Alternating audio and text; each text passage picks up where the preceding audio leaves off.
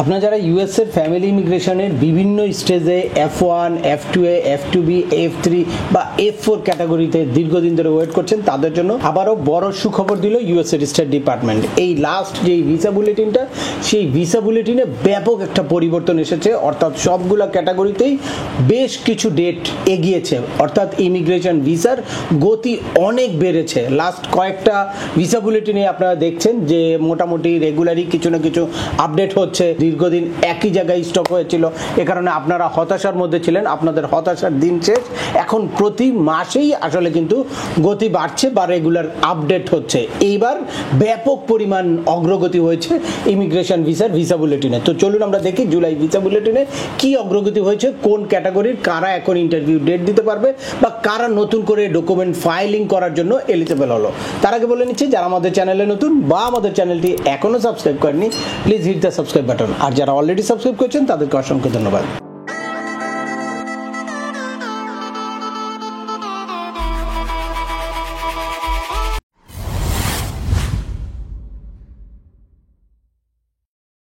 Business 360 চ্যানেলের পক্ষ থেকে আপনাদের সবাইকে স্বাগত জানাই। আমি সেমানুল বাহার। আমাদের এই চ্যানেলে বিশ্বের বিভিন্ন দেশের শ্রমবাজার, পড়াশোনা, ভিজিট এবং মাইগ্রেশন সংক্রান্ত বেশ কিছু আপডেটেড ইনফরমেশন আছে। আপনারা যারা যেই টপিকস ইন্টারেস্টেড, দয়া করে ওই রিলেটেড সকল ভিডিওগুলো দেখবেন। এরপর ছোটখাটো প্রশ্ন থাকলে ভিডিওর নিচে কমেন্টস করবেন। আর তারপরেও একান্ত কোনো ব্যক্তিগত পরামর্শ বা আমাদের কোনো সার্ভিস নিতে চাইলে ডিসক্রিপশনে থাকা হোয়াটসঅ্যাপ নাম্বারে অ্যাপয়েন্টমেন্ট বুক করে সরাসরি যোগাযোগ করতে পারেন। অ্যাট দ্য সেম টাইম আমাদেরকে ইমেল করতে পারেন এবং আমাদের ফেসবুক ও ইউটিউব চ্যানেলগুলো ফলো করে সবসময় আমাদের সাথে যুক্ত থাকতে পারেন। এই নিয়ে চলে আসি আজকের মূল আলোচনায়। আপনারা জানেন যে ইউএস এর স্টেট ডিপার্টমেন্ট প্রতি মাসেই একটা ভিসা বুলেটিন শেয়ার করে, আর এই ভিসা বুলেটিনের অপেক্ষায় কিন্তু আপনারা দীর্ঘদিন ধরে থাকেন। অলরেডি হয়তো অনেকেই দেখেছেন নতুন ভিসা বুলেটিনটা বা নতুন ভিসা বুলেটিন সম্পর্কিত বিভিন্ন ইনফরমেশন পেয়েছেন। আমি আজকে একটু অ্যানালাইসিস করব যে এই ভিসা বুলেটিনে কি পরিবর্তন হলো বা আগের ভিসা বুলেটিনে কি ছিল। এই যে জুলাই 2025 এর যে ভিসা বুলেটিনটা রিসেন্টলি পাবলিশড হয়েছে, সেখানে F1 অর্থাৎ ইউএস এর সিটিজেনের আনম্যারিড চাইল্ডের যেই ক্যাটাগরিটা F1 ক্যাটাগরি, এই F1 ক্যাটাগরির ফাইনাল অ্যাকশন ডেটটা কারেন্ট হয়েছে হচ্ছে 15 জুলাই 2016, যেটা এর আগে জুনের ভিসা বুলেটিনে ছিল 8 জুন 2016, অর্থাৎ 37 ডেজ এখানে এক্সটেনশন হয়েছে, 37 ডেজ এগিয়েছে এই F1 ক্যাটাগরিটা। এরপরে হচ্ছে F2A ক্যাটাগরি। এই F2A ক্যাটাগরি হচ্ছে spouse and children of permanent resident holder বা গ্রিন কার্ড হোল্ডার। ইউএসএতে যারা গ্রিন কার্ড হোল্ডার আছে তাদের স্পাউস এবং চিলড্রেনদের জন্য বিশাল সুখবর আছে। সেটা হচ্ছে তাদের ফাইনাল অ্যাকশন ডেটটা প্রায় 8 মাস জাম্প করেছে। এর আগে জুনের ভিসা বুলেটিনে এটা ছিল 1 জানুয়ারি, আর এই জুলাইয়ের ভিসা বুলেটিনে এটা কারেন্ট হয়েছে 1 সেপ্টেম্বর 2022। মানে হিউজ একটা পরিবর্তন, তাদের জন্য বিশাল সুখবর। এরপরে হচ্ছে F2B ক্যাটাগরি। এই F2B ক্যাটাগরিতে আছে হচ্ছে পার্মানেন্ট রেসিডেন্ট হোল্ডার বা গ্রিন কার্ড হোল্ডারের আনম্যারিড সান অ্যান্ড ডটার। তো তাদের এই ক্যাটাগরিটাও 23 দিন জাম্প করেছে, অর্থাৎ এর আগে জুনের ভিসা বুলেটিনে ছিল 22 সেপ্টেম্বর 2016, যেটা এবার জাম্প করে 15 অক্টোবর 2016 চলে এসেছে। এরপরে আমরা চলে আসি F3 ক্যাটাগরি। এই F3 ক্যাটাগরি হচ্ছে ইউএস সিটিজেনের মেরিড চাইল্ড, অর্থাৎ ইউএস এর যারা পাসপোর্ট হোল্ডার আছে তাদের মেরিড চাইল্ডের যেই কেসগুলো প্রসেস হয় সেগুলোর ক্যাটাগরিটা হচ্ছে F3 ক্যাটাগরি। আর এই F3 ক্যাটাগরিতে 38 ডেজ জাম্প করেছে। জুনের ভিসা বুলেটিনে ছিল 22 জুন 2011, যেটা জাম্প করে এখন এসেছে 1 অগস্ট 2011। এবং ফাইনালি F4 ক্যাটাগরি, যেই ক্যাটাগরির হিউজ পরিমাণ ইমিগ্রেন্ট ভিসার অ্যাপ্লিকেন্ট আছে, তাদের জন্য এই ফাইনাল অ্যাকশন ডেটে বড় ধরনের কোনো পরিবর্তন আসে নাই। ঠিক আগের জুনের ভিসা বুলেটিনে 1 জানুয়ারি 2008 ছিল, সেটাই এই জুলাইয়ের ভিসা বুলেটিনে অপরিবর্তিত রয়েছে। তবে তাদের জন্য date of filing a huge বড় ধরনের সুখবর আছে। চলুন আমরা দেখি যে ডেট অফ ফাইলিংটা। তার আগে একটু বলে নেই যে ফাইনাল অ্যাকশন ডেট মানে হচ্ছে যাদের ফাইনাল অ্যাকশন ডেটটা কারেন্ট আছে। এই জুলাইয়ের ভিসা বুলেটিনে আপনারা যারা দেখলেন ফাইনাল অ্যাকশন ডেট কারেন্ট আছে, তারা কিন্তু এখন ইন্টারভিউর কিউতে থাকবেন যদি আপনাদের ডিকিউ হওয়া থাকে। আর ডিকিউটা আপনাদের কবে হয়েছে এটার উপরে একদম ফাইনাল স্টেজটা ডিপেন্ড করবে, অর্থাৎ ফাইনাল অ্যাকশন ডেট কারেন্ট হলেও এখন আবার আপনাদেরকে কিন্তু ডকুমেন্ট কোয়ালিফাই ডেট কারেন্ট আছে কিনা সেটা কিন্তু আপনাদের দেখতে হবে। তো ডকুমেন্ট কোয়ালিফাইড ডেট কোন ডেট এখন ইন্টারভিউ দিচ্ছে এটা নিয়ে আমি ভিডিওর শেষে আলোচনা করছি।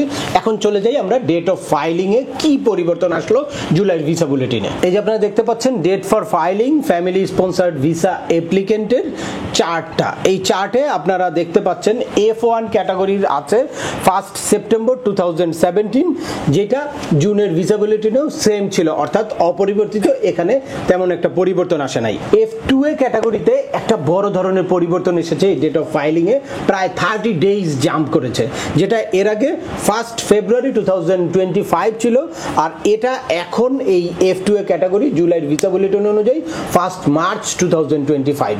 অর্থাৎ আপনারা যারা F2A ক্যাটাগরি আছে তাদের ডকুমেন্ট ওই ফাইলিং ডেটও ভালো এগিয়েছে। তবে F2B ক্যাটাগরিতে কোনো রকম কোনো পরিবর্তন আসে নাই। দেখতে পাচ্ছেন 1 জানুয়ারি 2017 যেটা জুনের ভিসা বুলেটিনেও ছিল, এবং F3 ক্যাটাগরিতেও তেমন কোনো পরিবর্তন আসে নাই 22 জুলাই 2012, যেটা জুনের ভিসা বুলেটিনেও সেম অবস্থা ছিল। কিন্তু F4 ক্যাটাগরির হিউজ একটা পরিবর্তন এসেছে, তাদের জন্য বিশাল সুখবর।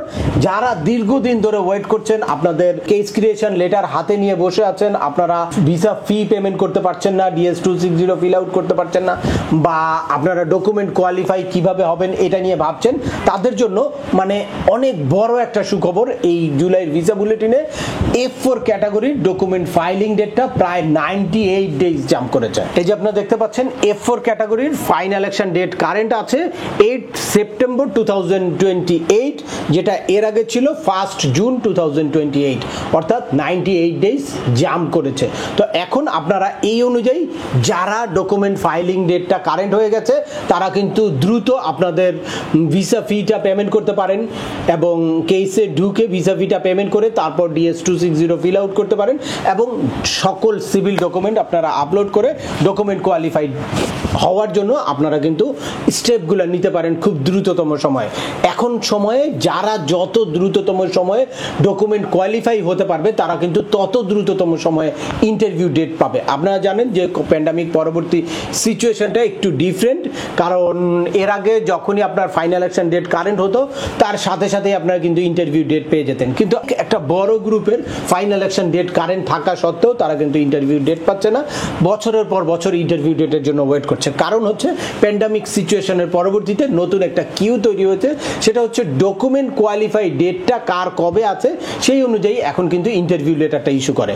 তাই আপনারা যত দ্রুততম সময়ে আপনাদের ডকুমেন্ট কোয়ালিফাই ডেটটা নিতে পারবেন তত কিন্তু আপনাদের জন্য সুবিধা হবে। অনেক সময় আমরা দেখি যে নিজেদের প্রপার নলেজ না থাকার কারণে বা ইউএসএতে যেন তেন ল ফার্মে ফাইল দিয়ে তারপর মানে বিভিন্ন সময় বিভিন্ন ডকুমেন্ট সাবমিট করে এই সাবমিশনে ভুল হওয়ার কারণে অনেক লম্বা একটা সময় লেগে যায় ডকুমেন্ট কোয়ালিফাই হইতে, তার কারণে তাদের ইন্টারভিউ ডেটটাও কিন্তু পিছিয়ে যায়। আর ইন দ্য মিন টাইম দেখা যায় যে অনেকের চাইল্ডের এইজ আউট হয়ে যায়। এ কারণে আপনারা যারা যেই স্টেজে আছেন, যখনই আপনাদের এই ডকুমেন্ট ফাইলিং ডেটটা কারেন্ট হয়ে যাবে তখনই আপনারা কিন্তু খুব দ্রুততম সময়ে আপনাদের DS-260 ফিল আউট করে ফেলবেন। প্রয়োজনে আপনারা এর আগেই DS-260তে কি কি ইনফরমেশন দিতে হয়, কিভাবে ইনফরমেশনগুলো প্রপারলি সাজাবেন, কোন জায়গায় কোন ইনফরমেশন দিবেন, এগুলো নিয়ে এক্সপার্টের সাথে পরামর্শ করে রাখবেন। আপনাদের DS-260টা রেডি করে রাখবেন। যখনই আপনাদের ডকুমেন্ট ফাইলিং ডেটটা কারেন্ট হয় সাথে সাথে আপনারা কিন্তু ফি পেমেন্ট করে DS-260 ফিল আউট করে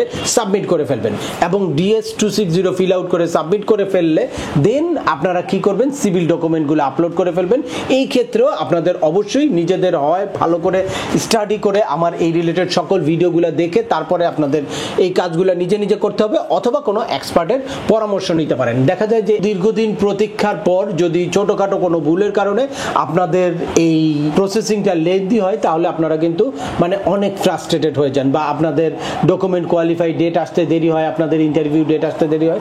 এই জন্য সম্ভব হলে আপনারা কোনো এক্সপার্টের পরামর্শ নেবেন যাতে মানে কোনো জায়গায় কোনো প্রবলেম না হয়। আর নিজেরা সবগুলো ইনফরমেশন জানার প্রয়োজন হচ্ছে বা মাথায় রাখা দরকার হচ্ছে, কারণ আপনারা চেক এন্ড ব্যালেন্স করতে পারবেন যে আপনার কাজটা কি প্রপারলি হচ্ছে কিনা বা প্রপারলি আপনার সাবমিশনগুলো হচ্ছে কিনা। এবং ফাইনালি যখন যাদের ফাইনাল অ্যাকশন ডেট কারেন্ট হয়ে গেছে, যারা নতুন করে ইন্টারভিউর জন্য প্রস্তুতি নিচ্ছেন, তারা অবশ্যই এখনকার সময়ে বেশি সতর্কতা অবলম্বন করতে হবে, সঠিকভাবে ইন্টারভিউ প্রিপারেশন নিতে হবে। আপনাদের যার যার কেস যেই অ্যাটর্নি বা যার মাধ্যমে করা হয়েছে, যেই এক্সপার্ট করে তার মাধ্যমে আপনারা কি করবেন, একদম পুরোপুরি ইন্টারভিউর একটা প্রিপারেশন নেবেন, যে সঠিকভাবে ইন্টারভিউতে কি কি ডকুমেন্ট নিয়ে যেতে হবে, কি ধরনের প্রশ্ন করতে পারে, কিভাবে আনসার করলে ইমিগ্রেশন অফিসার বা কনসুলার অফিসার কনফিউজড হবে না। এইটা কিন্তু দায়িত্ব আপনার, যে আপনার নিজেকে প্রুভ করা, আপনার পিটিশনের সাথে তার রিলেশনটা আপনাকে প্রুভ করতে হবে এবং আপনার ফ্যামিলির সাথে রিলেশনটা আপনাকে কিন্তু প্রুভ করতে হবে। কোনো জায়গায় যদি কোনো কনফিউজড হয় তাহলে ছোটোখাটো কারণে কিন্তু রিফিউজ করতে পারে, সেই রিফিউজের জন্য আপনাদের যেরকম সময় লাগে, আর বাই চান্স যদি কোনো কারণে আপনাদেরকে কোশ্চেনিয়ার দিয়ে দেয় তাহলে আপনারা কিন্তু বছরের পর বছর ঝুলে গেল আপনাদের কেসটা। কারণ আপনারা যদি বাড়তি সতর্কতা না নেন তাহলে কিন্তু আপনারা মিসগাইড হতে পারেন বা আপনাদের কেসটা আরও লেন্দি হতে পারে।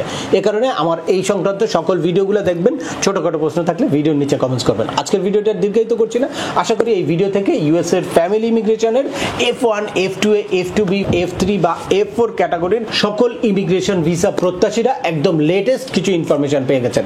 তারপরেও আপনাদের যদি এই সংক্রান্ত কোনো রকম কোনো প্রশ্ন থাকে অবশ্যই আমাকে কমেন্টস করে জানাবেন। আর ভিডিওটি ভালো লাগলে বা তথ্যবহুল মনে হলে লাইক দিয়ে আপনার বন্ধুদের মাঝে শেয়ার করে দেবেন যাদের এই ইনফরমেশনগুলো অত্যন্ত প্রয়োজন।